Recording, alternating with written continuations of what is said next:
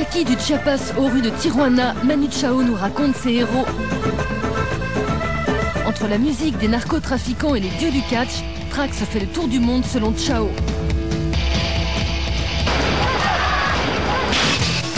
Ses premiers accords alternatifs, son carnet de route latino-américain, son nouvel album secret, tout ça en exclusivité.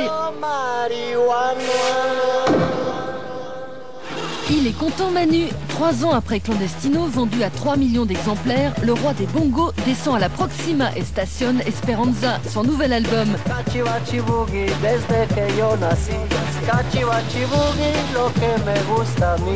Tendez l'oreille, Manu vous offre ses nouveaux morceaux en avant-première.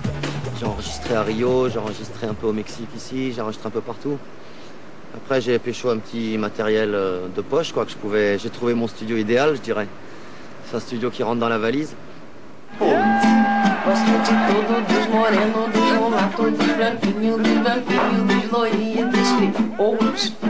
Só tem que ser homem.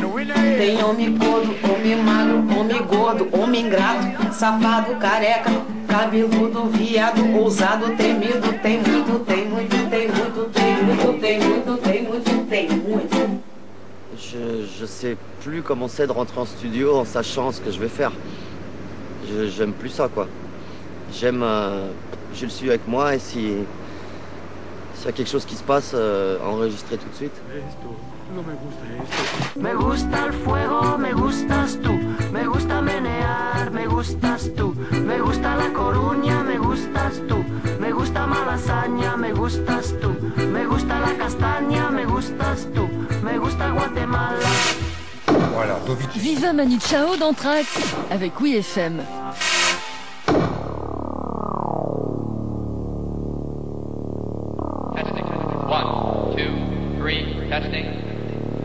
Le point zéro de sa nouvelle bombe, c'est Tijuana la mexicaine, la ville frontière où s'échouent tous ceux qui rêvent d'Amérique. Dans 3 jours, Manu donne un concert ici. Il a convoqué les médias à Las Negro, un bar où se retrouvent les prostituées locales au cœur du quartier de la Coahuila.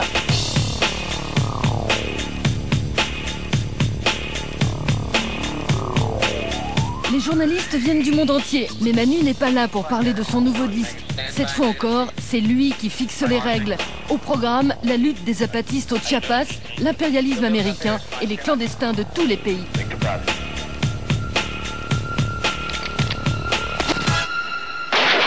Moi j'ai toujours ouvert ma gueule et je vois pas pourquoi je l'ouvrirais pas jusqu'au jour où on peut me censurer ou pas me censurer ou me mettre une patate dans la gueule, j'en sais rien. J'aimerais bien ne pas avoir à critiquer. J'aimerais bien une fois dans ma vie pouvoir dire ça va bien, mais ça va pas bien. Un puissant vaisseau cosmique emportera moins dans l'espace.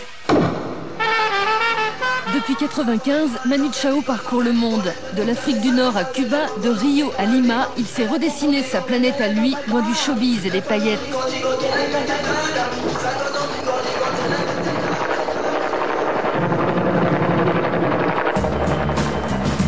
Dans ce monde méprisé, celui des laissés pour compte, il a découvert d'autres héros. Le premier d'entre eux a établi son QG dans la province du Chiapas, au sud du Mexique, en 1994. C'est le chef de l'armée zapatiste, le sous-commandant Marcos, l'homme aux passe-montagnes. Aussi mythique pour les anti-mondialisations que le Che, 30 ans plus tôt, c'est à lui que Manu avait dédié son album précédent, Clandestino. Je sais pourquoi j'ai appuyé ces gens depuis longtemps. Des fois, tu peux être déçu. Tu appuies une cause et puis tu arrives dans la cuisine et tu vois que c'est pas ce qu'on t'avait vendu. Là, je suis arrivé là-bas, on a rencontré un peu tous les gens qui font vivre le mouvement là-bas. Et je sais pourquoi depuis des années, je diffuse leurs idées, on essaye d'envoyer de l'argent, on fait des choses pour eux. L'armée zapatiste n'a pas établi ses quartiers dans la forêt de la Realidad par hasard. Dans cette région qui regorge de pétrole, les Indiens majoritaires vivent avec moins d'$1 par jour et 95% de leurs enfants n'ont pas droit à l'école. Le 1er janvier 1994, c'est d'ici qu'est partie la révolte. 12 jours de combat et 150 morts au nom du droit à la terre, à la justice et à la démocratie. Pero esa no es la verdad. vida. Yo llevo en el cuerpo un dolor que no me deja respirar. Llevo en el cuerpo una condena que siempre me echa a caminar. Me dicen el desaparecido, que cuando llega ya se ha ido. Volando vengo, volando voy, deprisa, deprisa, rumbo perdido. Le zapatisme montre que c'est possible de se rebeller et que ça en vaut la peine. Ils demandent des choses simples, ils demandent des choses qui sont évidentes. Il y a quelque chose d'important dans le discours de Marcos, c'est qu'ils disent, nous on lutte pour disparaître. On lutte pas pour s'installer, eux ils luttent pour acquérir des choses. Une fois qu'ils auront acquis ces choses, ils n'auront plus lieu d'être. Au cours de ses voyages, Manu Chao accumule les carnets de route vidéo, un zapping mondial fait de rencontres humaines et d'images d'actualité qui s'entrechoquent. Le monde selon Manu, où les lendemains ne chantent pas toujours.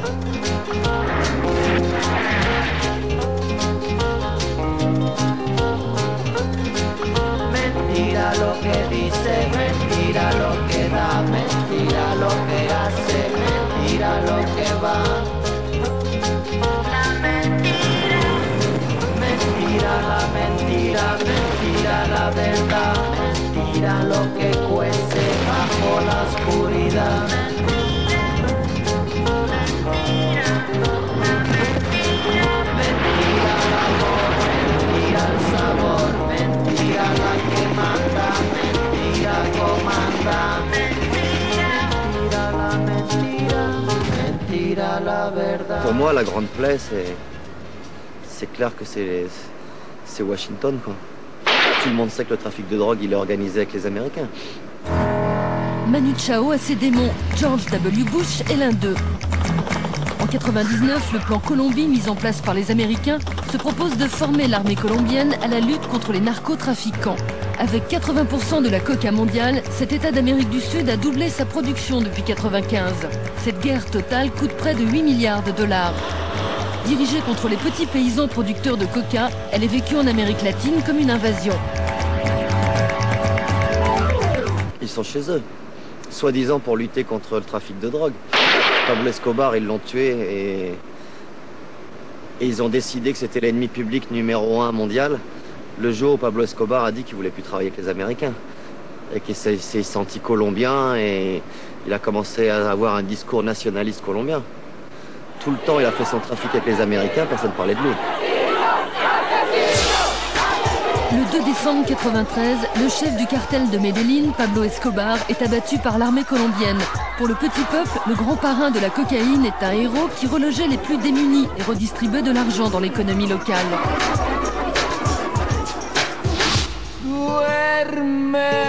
Une musique compte les faits et gestes de ces hors-la-loi. C'est la norteña et ses narco-corridos. À l'origine, les corridos sont nés dans le sillage de Pancho Villa, le grand révolutionnaire mexicain. Aujourd'hui, ce genre comparé au gangsta rap tient le journal des exploits de tous ceux qui ont fait de la frontière une passoire au nez et à la barbe de l'oncle Sam. La vida, la vida, la vida que la vida es tratar de entenderla, se nos va la propia vida, tan simple, tan fuerte, tan llanamente suerte. Lo que acontece separación de la muerte, pero es absurdo ocuparte de este estudio. Cada año, segundo a segundo, no es tan profundo dormir soñando. En la respuesta tal vez es errónea, tal vez es correcta. Sueña la par del presente y no del futuro. C'est la musique des trafiquants, c'est ce qu'ils écoutent. Et c'est ce qu'écoute le peuple aussi. Les narcocorridos, c'est ça, enfin, ils racontent tous les passages de marijuana, ou les passages de coke, ou comment ils ont passé la frontière, ou comment ils sont tombés en cabane, ou ils racontent, il y a beaucoup de groupes de música norteña qui racontent ça. Tijuana Lady.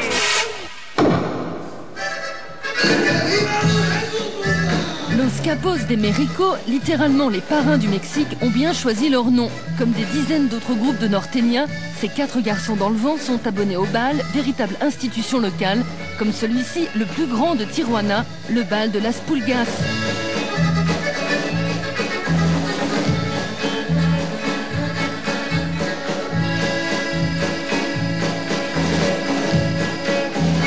C'est de ces concerts marathons qui durent jusqu'au petit matin qu'ils tirent la majeure partie de leurs revenus.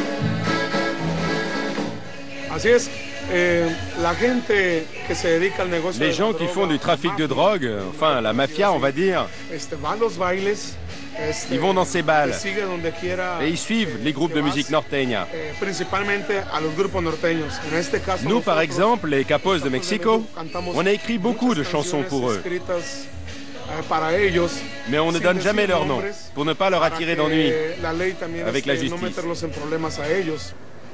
Il y a beaucoup de chanteurs de música norteña qui sont ou le cousin ou des gens de la famille de trafiquants.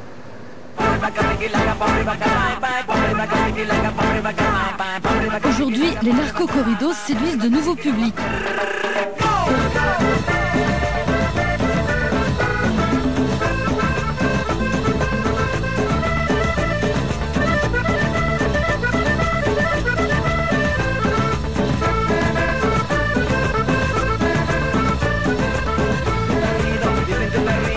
Les grandes Silencios sont nés au début des années 90 à Monterrey, au Mexique, et viennent de la scène rock. Après avoir intégré à leur musique des rythmes norteña sur fond de hip-hop et de ska, ils sont devenus numéro uno avec plus de 100 000 albums écoulés en moins de 3 mois. C'est que pour ces stars, la norteña est une véritable aubaine. Les plus grands, Los Tucanes de Tijuana ou Los Tigres del Norte, ont des bureaux de l'autre côté de la frontière, à Los Angeles, et roulent en limousine. La norteña est une fusion de polka, de musique allemande et de musique paysanne, mélangée avec les corridos de Pancho Villa. Dans la rue, dans les taxis, c'est ce qu'on écoute ici. La norteña m'amuse. J'aime bien danser dessus dans les balles. Elle fait partie de notre culture. Elle est typique de l'endroit où je vis. C'est pour ça que je l'aime.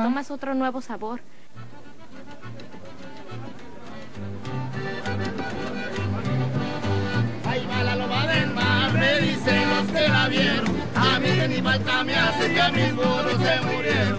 Ahí va la loba del mar, me dicen los que la vieron, a mí que ni falta me hace que a mis burros se murieron. Que dices que hasta te lo decía, si no fuera por la loba ya aquí no se amanecía. Se me hace que sí, se me hace que no, se me hace que tu marido no te quiere como yo.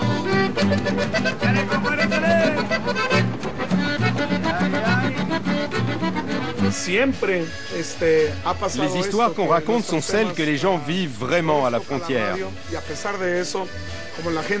Alors, qu'ils soient d'ici ou qu'ils soient de l'autre côté des États-Unis, même si on est interdit d'antenne à la radio mexicaine, les gens savent de quoi on parle et ils viennent toujours nombreux dans les balles où on joue.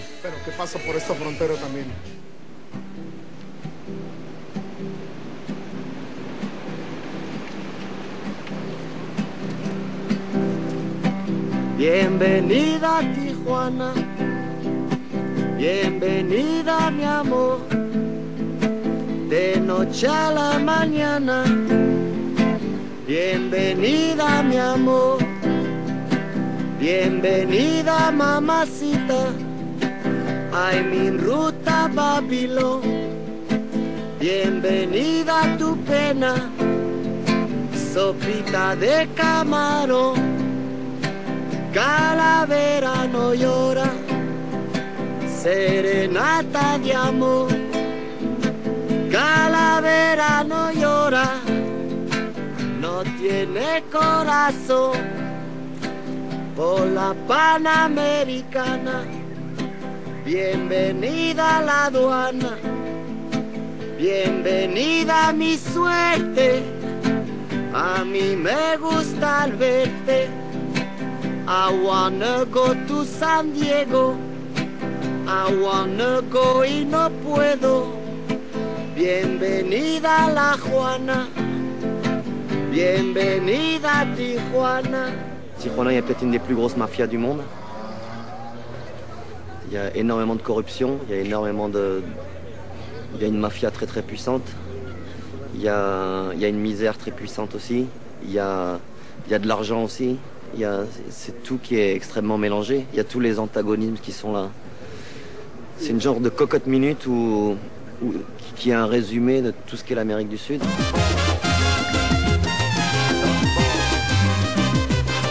Chaque année, des milliers de travailleurs venus de toute l'Amérique latine voient leur rêve s'échouer au pied de ce rideau de fer dressé par les États-Unis à quelques centaines de mètres des 70 terrains de golf de San Diego.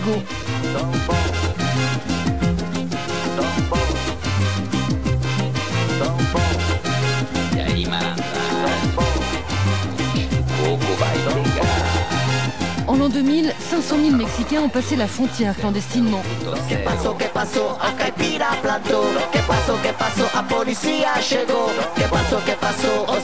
Tijuana est comme un aimant pour les plus pauvres venus du sud. En un demi-siècle, sa population est passée de 65 000 à 1,5 million d'habitants.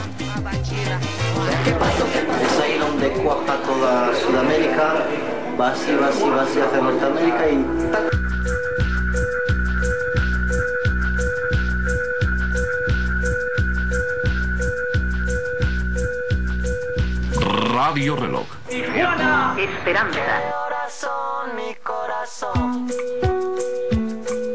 C'est très difficile de traverser par ici, parce que c'est hyper gardé. Les gens qui arrivent du Guatemala ou d'Équateur, tout ça, c'est pas des gens des villes. C'est des gens qui arrivent de la campagne, il n'y a plus rien à manger, il n'y a rien. T'es obligé de partir. En ce moment, la grande voie, c'est par le désert. Il y en a qui meurent de manque d'eau à cause de la chaleur, mais il y en a beaucoup qui meurent parce qu'ils se font écraser sur l'autoroute. Ils savent pas ce que c'est une autoroute. Ils se font écraser par des bagnoles sur l'autoroute. Les migrantes, les émigrants, ont même leur saint. Ils reposent au Panthéon numéro 1, le plus grand cimetière de Tijuana, en bordure de la route que sont obligés d'emprunter tous les candidats au départ. Juan Soldado était un simple soldat d'origine paysanne.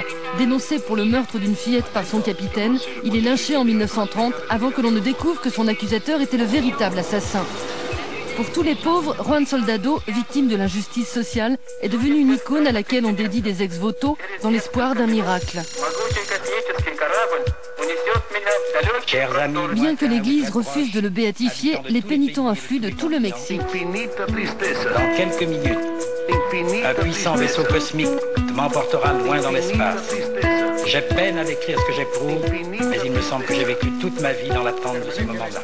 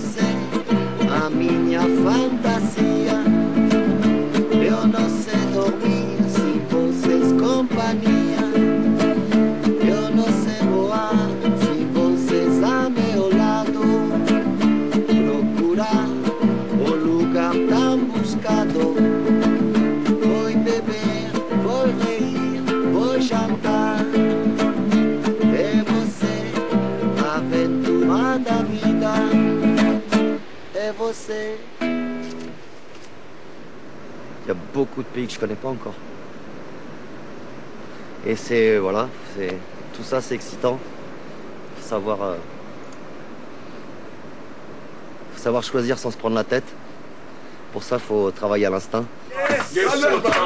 L'instinct toujours. Dans un camp de réfugiés à la Ceuta, une enclave espagnole sur la côte marocaine, Manu Chao essaie d'autres fusions avec des clandestins africains refoulés d'Europe.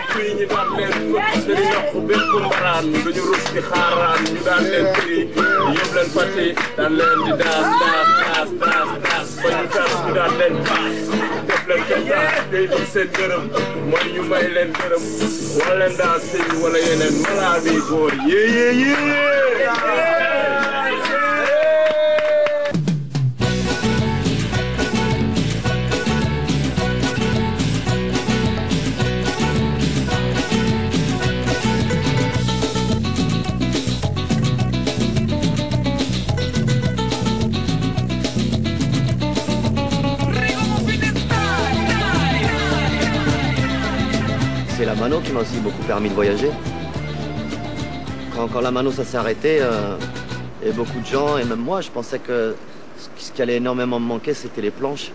Ça m'a pas du tout manqué. Mais ce qui a été impossible d'arrêter après la mano, c'est les voyages. Enfin, j'ai senti que j'étais vraiment junkie. Radio Mano, Papachango. En 92, à l'initiative de la troupe de Royal Deluxe, la Mano Negra embarque pour une aventure de 5 mois à bord d'un vieux cargo dont les soutes abritent la réplique d'une rue du Paris populaire. Rio, La Havane, Buenos Aires, à leur arrivée, la situation politique et sociale du sous-continent est parfois instable et les villes en ébullition. Au Venezuela, quelques heures après le débarquement du cargo à Caracas, la Mano se retrouve en pleine grève générale et une tentative de putsch.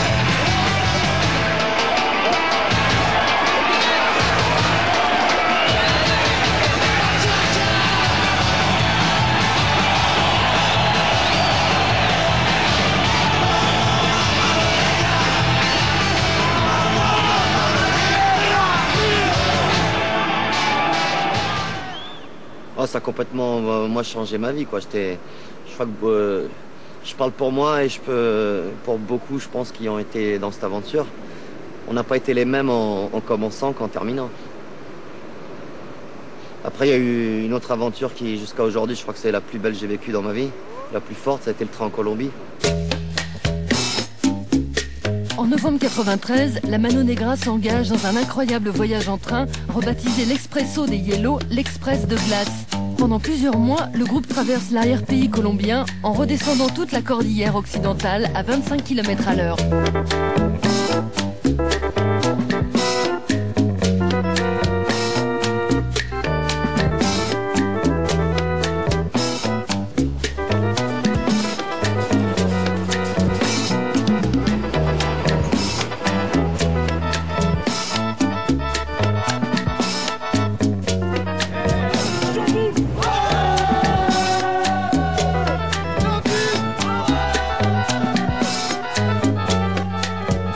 L'idée du train, c'était justement d'éviter les grandes villes et de jouer que dans les campagnes.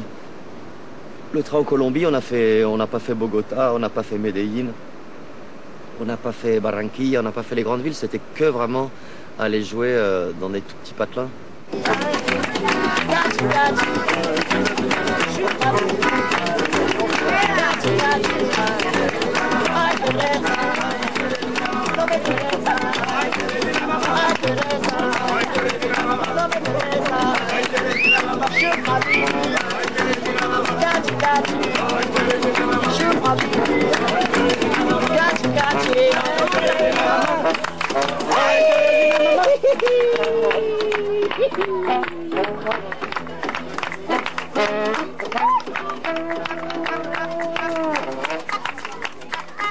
Je continue à faire des choses que si vraiment il y a un niveau d'excitation très fort.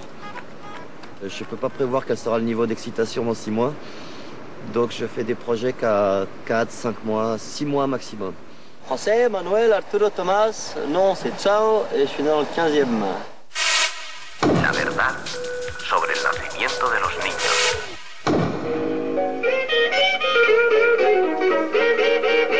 Avant la star Manu Chao et avant la Mano Negra, il y a eu Manuel, fils d'un journaliste républicain espagnol réfugié en France, qui a fait ses gammes en banlieue parisienne avec d'autres influences.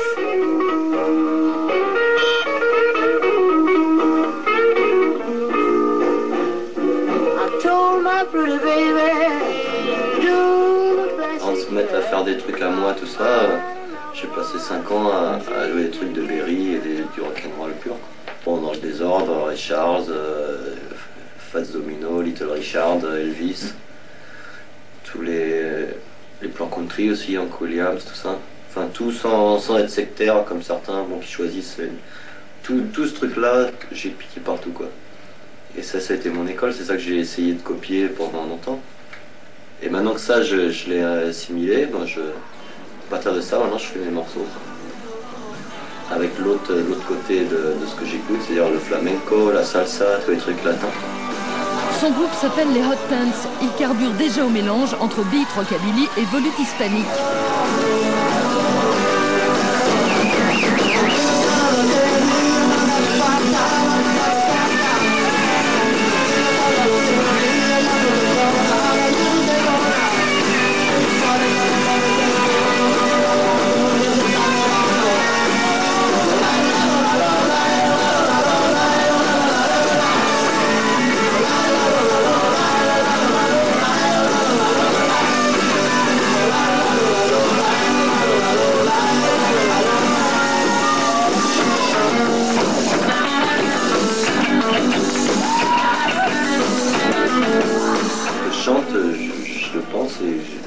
J'ai fait l'effort d'écrire des trucs bien. Pas tout ça. Mais il y en a, je suis fier, quoi. Enfin, les paroles, elles sont bien. 1000 fois, donc, soit dans ma vie ou dans ma carrière, on m'a dit tu vas te casser la gueule, c'est par là qu'il faut aller. Moi, j'étais convaincu qu'il faut aller par là, et je suis allé. In my face on the Indian road, a sky blue jacket, a Thunderbird Ford, a Jaguar sits on 99, just trying to beat a bird in the candlelight. Off my from Doomville, there's a speed sunset, I chop the 80, 35 miles, stay in line. Jaguar, Thunderbird, never made a sign. Slow down, leave Jaguar, get to the Thunderbird Ford. Doomville was a race motel, his hand runs to 9 niggas around. Some surface, but a shave his wife, showed back down, doing a catch young guys. They're playing low, I put in the weeds for 8 days, there's nobody's feed. All of a sudden, that's on the road, I said, come Jack, Thunderbird Ford, slow down, you Jaguar, get to the Thunderbird Ford road. J'ai le cul bordé de nouilles, j'ai la chance, j'ai toujours eu la chance avec moi. Le premier album que j'ai fait s'appelait Joie de culasse. C'était le groupe de banlieue du coin, quoi. Ça s'appelait Joie de culasse, c'est comme ça qu'on a appris à jouer. Il y avait Jazz Santi, le batteur des Hot Pants. C'est mon cousin, donc on a appris à jouer ensemble, quoi. On s'est branché là-dessus ensemble. Je jouais du sax, moi je jouais de la basse. Petit à petit, il a pris la batterie et bon, moi j'ai pris la guitare, je me suis mis à chanter parce qu'il n'y avait pas de chanteur et paf, puis on allait faire un petit concert à Paris, et puis 2, et puis 3, et puis les gens ils ont bien aimé. Ça a été un groupe qui a commencé à devenir un peu connu dans le milieu, comment on dit, rockeux. Ouais, rockeux. Dans la marge, quoi. Oui. Ouais, enfin dans la marge, j'étais connu de tout ce public-là, comment on dit maintenant, alternatif. Depuis près de 10 ans, entre squats et labels indépendants, le courant alternatif tisse son réseau en France. En 89, avec Malavida, signé à l'origine sur Boucherie Productions, la Mano Negra et ses Apaches cassent la baraque avec son musette boosté au chorizo qu'ils baptisent eux-mêmes Pachanka.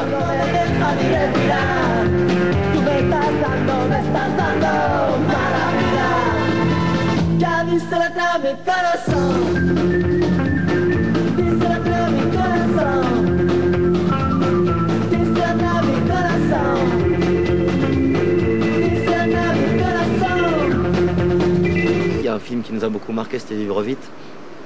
Le Saura, ça a été...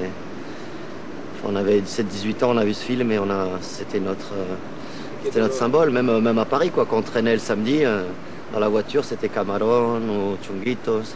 C'était notre fierté.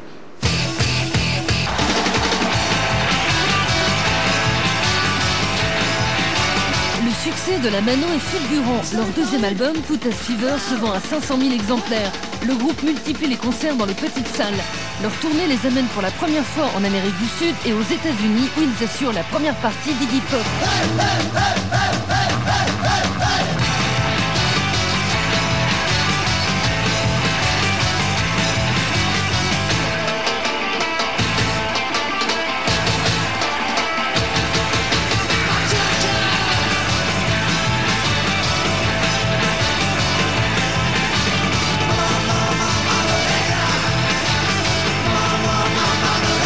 En 95, la Mano au sommet raccroche les gants. C'est une histoire assez curieuse, il y a un catcheur qui a été très connu ici au Mexique, qui s'appelle Mano Negra, qui était un grand catcheur jusqu'aux années 90. Et c'est curieux parce qu'il a été démasqué en même temps que le groupe Mano Negra s'arrêtait aussi.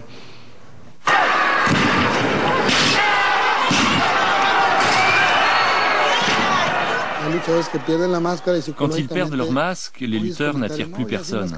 On ne les voit plus de la même manière. Ils ne font plus recette, ils sont foutus.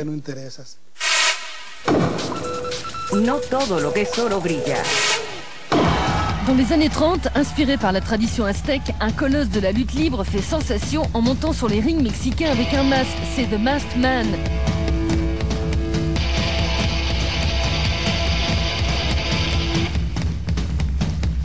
Le public en redemande et les luchadors vont être de plus en plus nombreux à porter la cagoule. Au cœur de la ville endormie reposent des millions de gens soumis. Personne ne peut hurler la nuit. Tel vieux clochard sous le pont-Marie.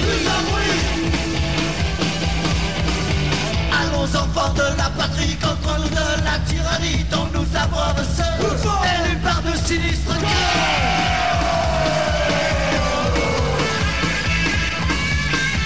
À l'auditorium de Tijuana, où Manu doit donner son concert exceptionnel, tous les jeudis, c'est soirée catch. Au Mexique, c'est quelque chose de très important, le catch. C'est sans commune mesure avec les groupes de rock. Les catcheurs mexicains sont l'objet d'un véritable culte. Saint des saints, le luchador Santo, dont personne n'a jamais vu le vrai visage, et qui finira incinéré en 84 avec sa cagoule argentée. Dans les boutiques spécialisées, on s'arrache les reliques de ces héros populaires. Au début des années 60, Santo tourne Santo contre les zombies.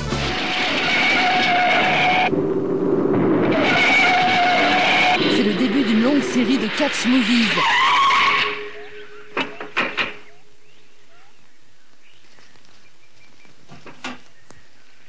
¡Cuidado, Santo!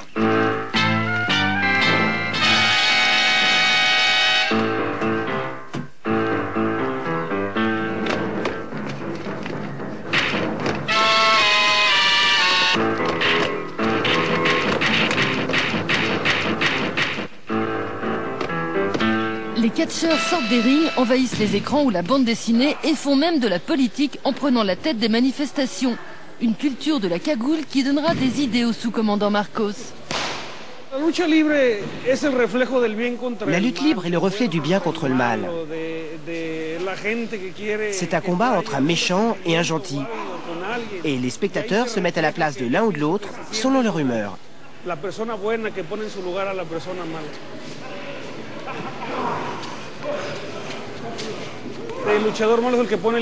Le méchant est celui qui donne du goût, du piment au combat.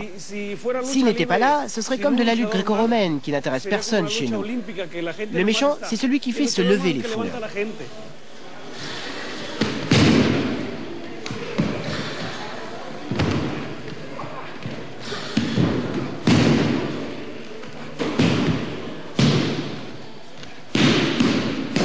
Une mise en scène dont personne ne sort intact. Nous, les lutteurs, dès qu'on commence à se battre, on s'expose aux coups, aux fractures, à avoir le front marqué comme ça, par les coups de chaise. Toutes ces cicatrices, c'est plus des coups qui laissent des traces que des coups qui font mal. Là, par exemple, c'est des blessures que j'ai reçues à Monterrey.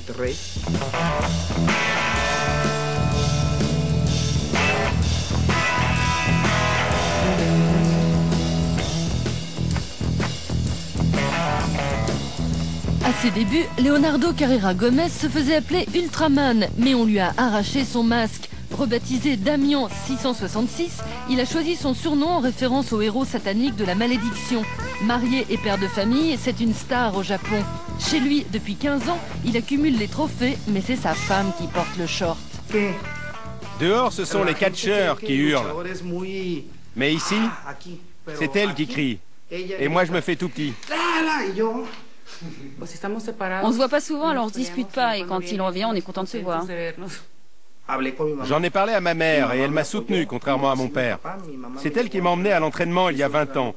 Et je me suis retrouvé avec le diable Velasco. Quand mon père a su que j'allais devenir lutteur, il m'a foutu dehors. Il y en a comme Octagone. Et un autre qui s'appelle Damien le Guerrier, qui sont chefs d'entreprise. El Cholo, il est policier. Et moi, je suis ingénieur en informatique. Mais je travaille plus là-dedans parce que je préfère le catch. C'est un spectacle plus qu'autre chose. Je crois que c'est des artistes aussi. Puis il y a toute une mythologie autour de ça, quoi. C'est un show.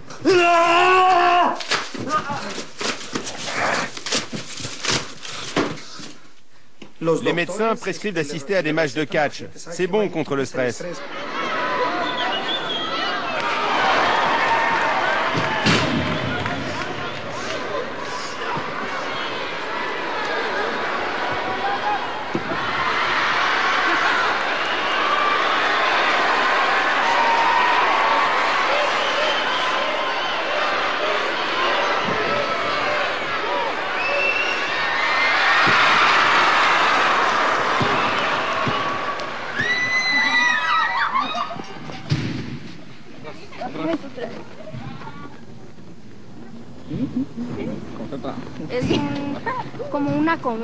C'est comme du théâtre, tu oublies tout.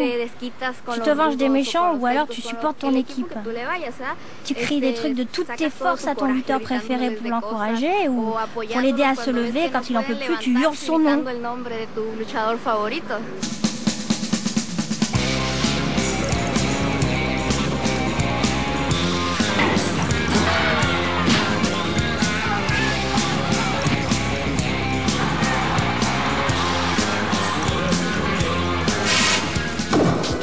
El secreto más grande de la humanidad.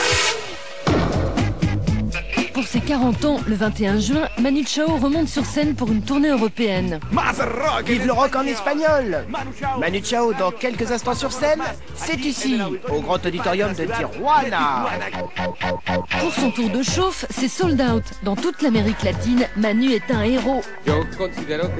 Pour moi, Manu Chao fait partie d'un mythe appelé Tijuana.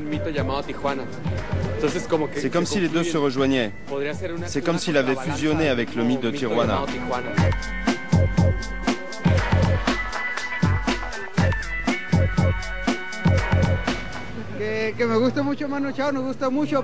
J'aime Manu Chao parce qu'il voit les choses de façon internationale. Il ne s'intéresse pas seulement à la France, mais aussi à tous les pays. C'est la justice sociale qui l'intéresse, la pauvreté, toutes les conneries qui arrivent ici au Mexique.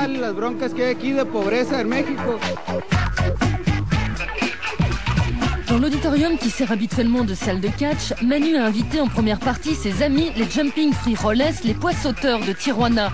Et à quoi pense-t-il 3 minutes avant sa montée sur le ring? Moi, je suis timide, j'aime pas monter sur scène. Là, je préfère aller voir Tijuanano et Jumping Frijoles et être en train de boire des coups à la buvette, tranquille, mater le concert et aller faire un tour après. Dans le concert, tu penses à... T'es dedans, tu penses à rien. Dans 1 heure avant, faut pas me parler. Hein. Et je suis en train dans ma tête de chercher toutes les excuses pour pas faire le concert. Un mot du docteur, un hélicoptère qui vient de me chercher, n'importe quoi. Et après, bon, dès que tu montes sur scène, c'est fini. Je crois que toute la peur que t'as, tu la transformes en énergie.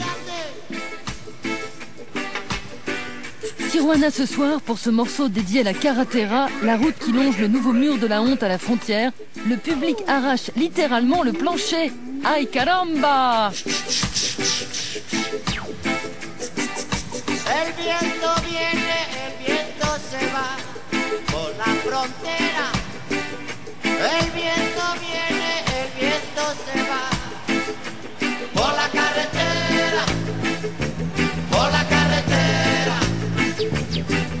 El hambre viene, el hombre se va sin más razón.